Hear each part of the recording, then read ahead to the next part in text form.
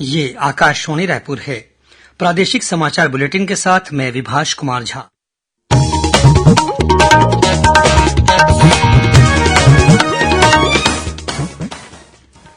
और अब पेश है आज के मुख्य समाचार।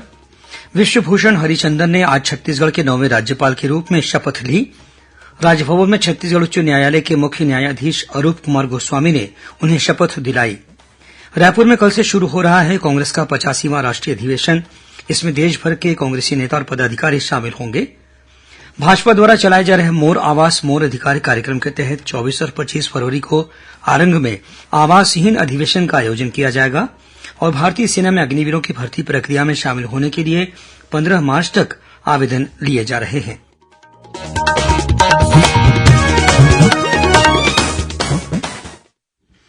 और अब समाचार विस्तार से। विश्वभूषण हरिचंदन ने आज छत्तीसगढ़ के 9वें राज्यपाल के रूप में पद की शपथ ली। राजभवन में आयोजित समारोह में छत्तीसगढ़ उच्च न्यायालय के मुख्य न्यायाधिपति न्यायमूर्ति अरूप कुमार गोस्वामी ने उन्हें शपथ दिलाई। राज्यपाल श्री हरिचंदन ने हिन्दी में ईश्वर के नाम की शपथ ली। इस अवसर पर राज्य की प्रथम महिला सुप्रभा हरिचंदन भी उपस्थित थीं। शपथ ग्रहण के पश्चात मुख्यमंत्री भूपेश बघेल, मुख्य न्यायाधिपति अरूप कुमार गोस्वामी, विधानसभा अध्यक्ष डॉक्टर चरणदास महंत सहित अन्य गणमान्य लोगों ने राज्यपाल को पुष्पगुच्छ भेंट कर उन्हें शुभकामनाएं दी। शपथ ग्रहण समारोह का शुभारंभ और समापन पारंपरिक पुलिस बैंड द्वारा बजाए गए राष्ट्रगान के साथ हुआ। इस अवसर पर राज्यगीत की धुन भी बजाई गई। शपथ ग्रहण के बाद नवनियुक्त राज्यपाल श्री हरिचंदन को गार्ड ऑफ ऑनर दिया गया। कार्यक्रम में राज्य मंत्रिमंडल के सभी सदस्यों के अलावा प्रदेश के पूर्व मुख्यमंत्री डॉक्टर रमन सिंह, लोकसभा सांसद अरुण साव और सुनील सोनी, नेता प्रतिपक्ष नारायण चंदेल, पूर्व नेता प्रतिपक्ष धरमलाल कौशिक तथा कांग्रेस और भाजपा के विधायकों के अलावा विभिन्न आयोगों और निगम मंडलों के अध्यक्षों के साथ ही विश्वविद्यालयों के कुलपति और राज्य सरकार के वरिष्ठ अधिकारी भी उपस्थित थे। छत्तीसगढ़ का राज्यपाल बनने से पहले श्री हरिचंदन आंध्रप्रदेश के राज्यपाल थे। ओडिशा निवासी श्री हरिचंदन ओडिशा राज्य विधानसभा के लिए 5 बार विधायक चुने जा चुके हैं। इस दौरान उन्हें ओडिशा सरकार में 4 बार मंत्री का दायित्व भी दिया गया था। अर्थशास्त्र में ऑनर्स की डिग्री के साथ श्री हरिचंदन ने कानून की शिक्षा प्राप्त की है। राजनीति में आने से पहले वे लंबे समय तक वकालत के पेशे में भी सक्रिय रहे। श्री हरिचंदन ने ऐतिहासिक जेपी आंदोलन में भी अहम भूमिका निभाई थी, जिसके लिए आपातकाल के दौरान उन्हें कई महीनों तक जेल में रहना पड़ा था। श्री हरिचंदन का साहित्य में भी विशेष योगदान रहा है। उनकी प्रमुख रचनाओं में महासंग्राम और महानायक, मरुभताश, राणा प्रताप और शेष झलक विशेष रूप से चर्चित रही हैं। कांग्रेस का 85वां राष्ट्रीय अधिवेशन राजधानी रायपुर में कल से शुरू हो रहा है। इस अधिवेशन को लेकर सारी तैयारियां लगभग पूरी हो गई हैं। 26 फरवरी तक चलने वाले इस आयोजन के दौरान देश भर के कांग्रेसी नेता और पदाधिकारी रायपुर में मौजूद रहेंगे। पार्टी के राष्ट्रीय अध्यक्ष मल्लिकार्जुन खड़गे के अलावा पूर्व राष्ट्रीय अध्यक्ष सोनिया गांधी और राहुल गांधी भी अधिवेशन में विशेष रूप से शामिल होंगे। श्री खड़गे आज शाम रायपुर पहुंच गए हैं। अधिवेशन के संबंध में अखिल भारतीय कांग्रेस कमेटी के संचार विभाग के प्रमुख जयराम रमेश ने आज रायपुर में पत्रकार वार्ता में बताया कि अधिवेशन के पहले दिन संचालन समिति की बैठक होगी। इसमें पूर्व निर्धारित एजेंडे पर चर्चा की जाएगी। बैठक में 6 प्रस्तावों पर चर्चा होनी है। इस समिति में 60 सदस्य शामिल हैं। वहीं पार्टी के प्रदेश प्रभारी कुमारी शैलजा ने बताया कि अधिवेशन के पहले दिन संचालन समिति की बैठक होगी। इसमें कांग्रेस कार्य समिति के सदस्यों का चुनाव होगा। वहीं 25 फरवरी को अखिल भारतीय कांग्रेस कमेटी और प्रदेश कांग्रेस के पदाधिकारियों की बैठक होगी। अधिवेशन के अंतिम दिन 26 फरवरी को जनसभा का आयोजन किया जाएगा। प्रधानमंत्री आवास योजना के हितग्राहियों को मकान दिलाने के लिए इन दिनों भाजपा द्वारा प्रदेश भर में मोर आवास मोर अधिकार कार्यक्रम चलाया जा रहा है। इसी के तहत पार्टी द्वारा 24 और 25 फरवरी को आरंग में आवासहीन अधिवेशन का आयोजन किया जाएगा। आज प्रदेश के 11 विधानसभा क्षेत्रों में भाजपा कार्यकर्ताओं ने कांग्रेस विधायकों के निवास का घेराव करने का प्रयास किया। राज्यसभा सांसद सरोज पांडेय भरतपुर सोनहत विधानसभा क्षेत्र में, राज्यसभा के पूर्व सांसद रामविचार नेताम रामानुजगंज में और पूर्व नेता प्रतिपक्ष धरमलाल कौशिक कोरबा में हुए विरोध प्रदर्शन में शामिल हुए। वहीं जगदलपुर विधानसभा क्षेत्र में प्रदेश भाजपा महामंत्री केदार कश्यप ने विरोध प्रदर्शन का नेतृत्व किया। इसी कड़ी में रायपुर दक्षिण विधानसभा क्षेत्र में युवा मोर्चा के प्रदेश अध्यक्ष रवि भगत, सीतापुर में सांसद गोमती साय, जशपुर में कृष्ण कुमार राय, बस्तर में पूर्व सांसद दिनेश कश्यप, मुंगेली में दुर्ग सांसद विजय बघेल, अंतागढ़ विधानसभा में पूर्व विधायक विक्रम सेंडी, सारंगढ़ में जिला भाजपा अध्यक्ष सहित अन्य पदाधिकारियों ने विरोध प्रदर्शन किया।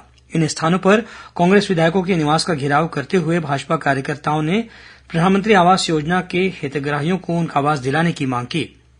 इसी तरह अन्य विधानसभा क्षेत्रों में भी भाजपा पदाधिकारियों ने मोर आवास मोर अधिकार कार्यक्रम के तहत विरोध प्रदर्शन में हिस्सा लिया। प्रदर्शन के दौरान पार्टी नेताओं ने कहा कि छत्तीसगढ़ में करीब 16 लाख परिवार प्रधानमंत्री आवास योजना के हितग्राहियों में शामिल हैं, लेकिन अभी तक इनमें से अधिकांश परिवारों को योजना का लाभ नहीं मिल सका है। भाजपा नेताओं ने इसके लिए राज्य सरकार को दोषी ठहराया। प्रादेशिक समाचार आप आकाशवाणी रायपुर से सुन रहे हैं। आपका वास्ता और खबरों की विश्वसनीयता से है हमारा वास्ता। आकाशवाणी समाचार रायपुर के प्रादेशिक समाचार बुलेटिन के साथ ही हमारे समसामयिक कार्यक्रम आप रेडियो के अलावा अपने मोबाइल पर भी सुन सकते हैं। आकाशवाणी समाचार फेसबुक, ट्विटर और यूट्यूब पर भी उपलब्ध है। हमारा Facebook page Chhattisgarh news on AIR, Twitter handle CGAIR news और हमारा यूट्यूब चैनल है छत्तीसगढ़ AIR न्यूज। तो अब रेडियो के साथ ही आपके मोबाइल के जरिए भी हम पहुंच रहे हैं आप तक। छत्तीसगढ़ की हर खबर के लिए सुनते रहिए आकाशवाणी समाचार।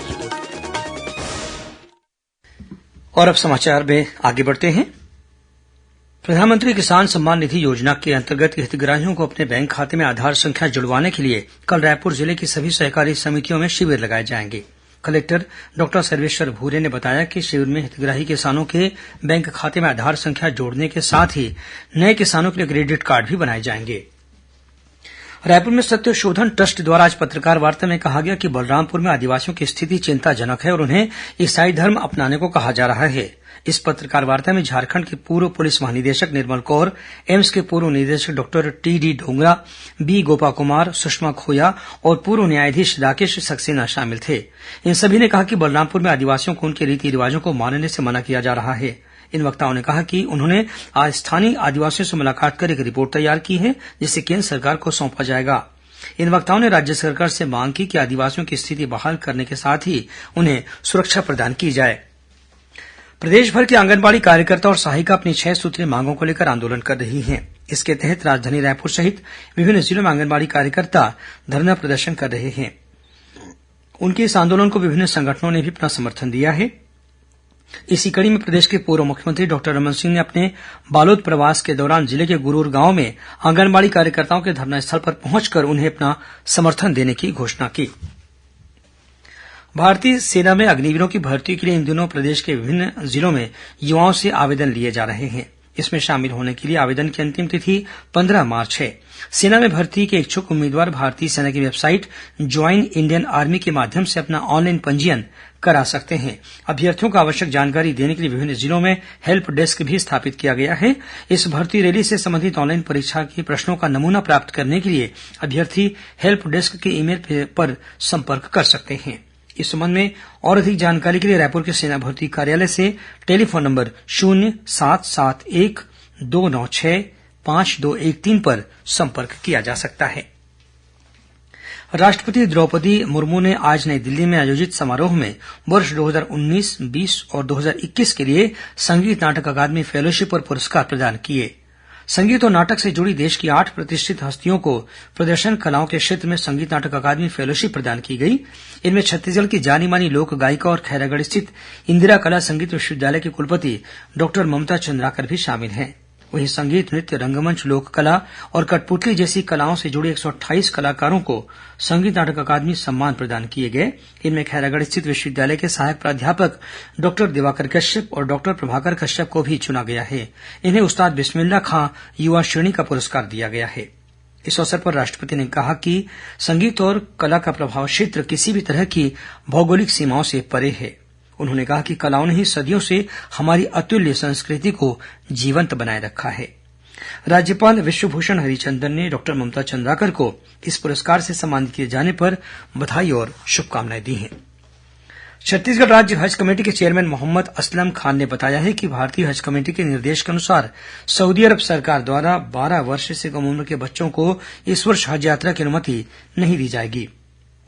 श्री खान ने बताया कि इस आधार पर भारतीय हज कमेटी ने ऐसे बच्चों की हज यात्रा के लिए अब तक प्राप्त आवेदनों को निरस्त किए जाने के निर्देश दिए हैं।